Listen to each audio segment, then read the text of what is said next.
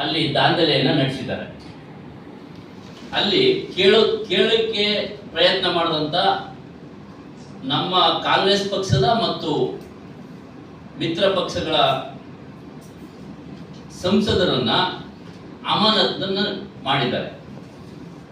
ಇಲ್ಲಿ ಈ ಬಿಜೆಪಿಯ ಮೋದಿ ಸರ್ಕಾರ ಸರ್ವಾಧಿಕಾರಿ ಧೋರಣೆಯನ್ನ ಮಾಡ್ತಾ ಇದೆಯಾ?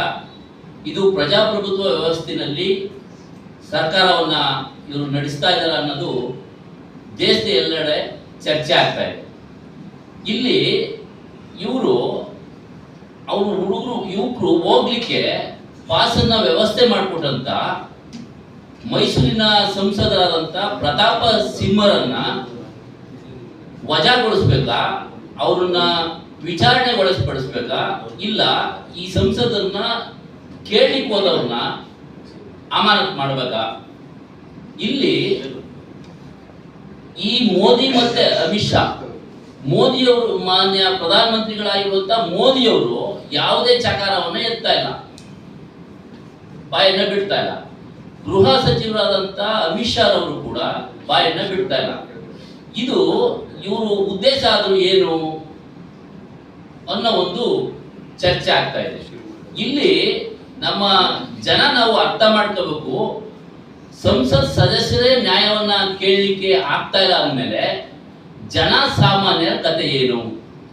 ಇವರು ರೈತ ರಕ್ಷಣೆಯನ್ನ ಮಾಡ್ತಾ ಇಲ್ಲ.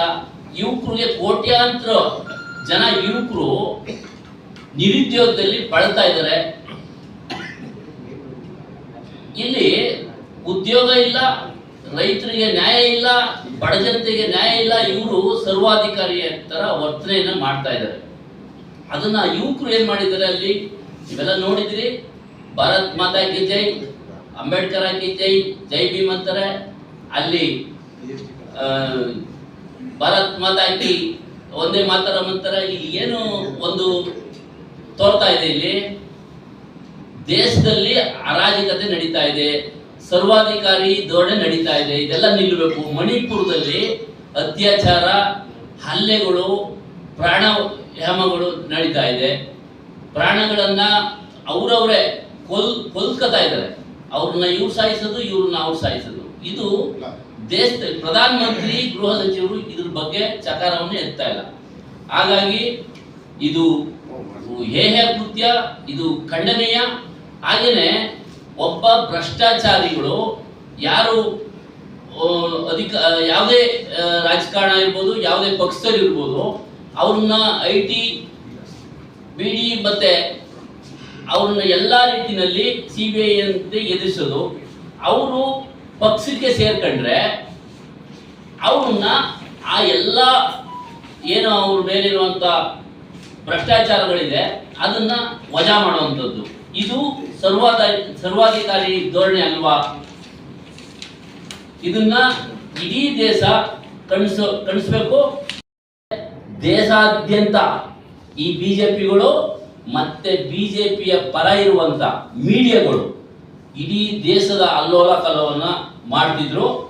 ಹಾಗೇನೆ ಅಕಸ್ಮಾತ್ DK ಶಿವಕುಮಾರ್ ಅವರು, ಡ್ಯಾನಿ ಸ್ಯಾಲಿ ಅವರು ಏನಾದ್ರು ಪಾಸ್ ವ್ಯವಸ್ಥೆ ಮಾಡಿದರೆ ಇದಕ್ಕೂ ಕೂಡ ಬೆಂಕಿ ಹಚ್ಚೋರು ಇಷ್ಟೊತ್ತಿಗೆ ಬಿಜೆಪಿಯವರು ಕಾಯ್ತಾ ಇದ್ರು. ಇದನ್ನ ನಾವು ಉಗ್ರವಾಗಿ ಖಂಡಿಸ್ತೇವೆ. ಇದು ಹೇಯ ಕೃತ್ಯ. ಇವರು ಸರ್ವಾಧಿಕಾರಿ ಧೋರಣೆ ಹೋಗ್ಬೇಕಾಗಿದೆ ಅಂತ ಹೇಳಿಕೆ. ಈಗ ಒಳಗಡೆ ಕೆಲಸ